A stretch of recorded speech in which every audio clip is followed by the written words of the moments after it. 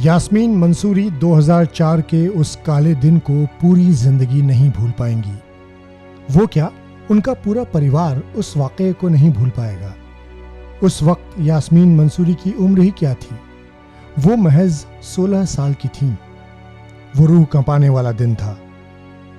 यास्मीन मंसूरी के परिवार पर उनके ही पड़ोसियों ने एसिड से हमला कर दिया था। एसिड अटैक में यास्मीन मंसूरी और उनकी बहन बुरी तरह से झुलस गए। यास्मीन के स्किन की 3rd लेयर तक डैमेज हो गई थी। तेजाब के जलन ने उनके जिस्म को छलनी कर दिया था। यास्मीन की दुनिया एक झटके में बर्बाद हो गई।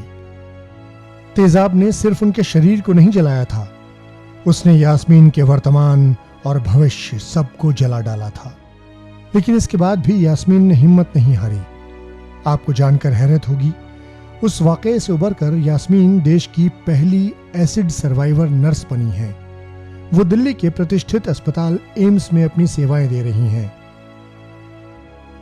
नमस्कार, आप सुन रहे हैं TV9 पॉडकास्ट और मैं हूं निधिकांत पांडे। यास्मीन मंसूरी का परिवार यूपी के शामली से ताल्लुक रखता है। एसिड अटैक में वो 57% डिसेबल घोषित कर दी गई। उनकी एक आंख पूरी तरह से डैमेज हो गई। ऐसी हालत में भी यास्मीन जिंदगी से मायूस नहीं हुई। उन्होंने इस परिस्थिति में भी कुछ करने का जज्बा जगाया। यास्मीन को पढ़ने का जुनून था, जिसे उन्होंने बनाए रखा। यास्मीन कहती हैं कि मुझे बचपन से पढ़ना इतना पसंद था कि अगर माँ किसी रिश्तेदार के आने पर चाय बनाने को कहती तो मेरी आंखें नम हो जाती, क्योंकि मन में यही आता कि मेरी पढ़ाई डिस्टर्ब होगी। यास्मीन ने दिल्ली में नौकरी का सपना देखा था। उन्होंने ये सपना एसिड अटैक के बाद भी पूरा किया। 33 साल की यास्मीन एसिड अटैक के बाद अब तक 20 सर्जरी करवा चुकी हैं। पिछले 17 साल से उनका इलाज चल रहा है, लेकिन इस बीच उन्होंने जिंदगी जीना नहीं छोड़ा। यास्मीन उस वाक़ये को नहीं भूल पाती। कहती हैं, जिस वक्त मुझ पर एसिड अटैक हुआ था, मुझे शीशा देखने से मना कर दिया गया था। एक दिन मैं वॉशरूम गई और देखा कि मेरे पूरे चेहरे पर पट्टियां बंधी थीं। मैं माँ के हाथ से खाना खाती और निवाला लेने के लिए मुंह तक नहीं खोल पाती थी। हाथ, पैर, मुंह सब जल गए थे। शरीर पर पानी गिरता तो ज्यादा दर्द होता। एसिड अटैक के साइड इफेक्ट्स जिंदगी भर रहते हैं, लेकिन इतना होने पर भी यास्मीन ने पूरी कोशिश की कि वो अपनी जिंदगी ज्यादा से ज्यादा नॉर्मल तरीके से जी पाएं।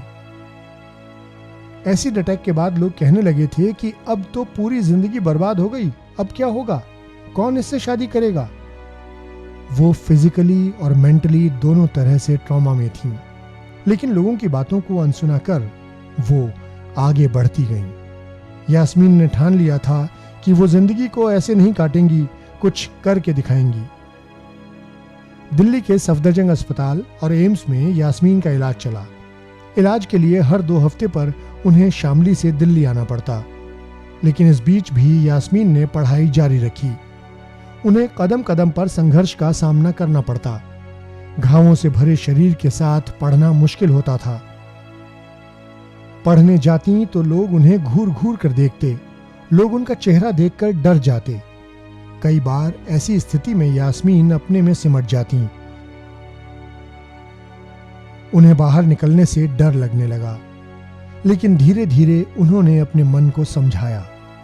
पहले डिस्टेंस एजुकेशन ली, उसके बाद दिल्ली विश्वविद्यालय में दाखिला लिया।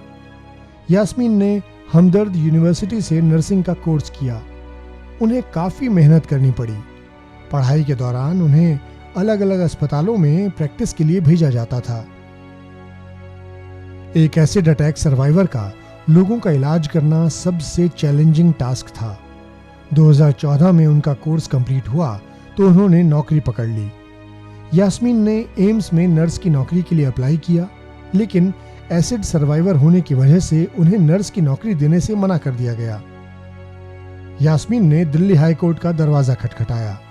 उनकी याचिका पर 2016 में डिसेबिलिटी एक्ट को रीडिफाइन किया गया।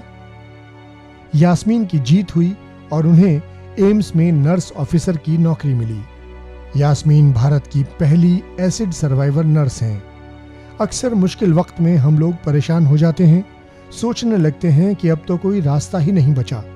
हम निराशा में डूब जाते हैं। अगर ऐसे हालात में भी जिंदगी की एक छोर पकड़े रहें तो बहुत कुछ पा सकते हैं, बिल्कुल यास्मीन की तरह। अपना बहुत ख्याल रखिएगा। TV9 डिजिटल फिर हाजिर होगा एक नए पॉडकास्ट के साथ।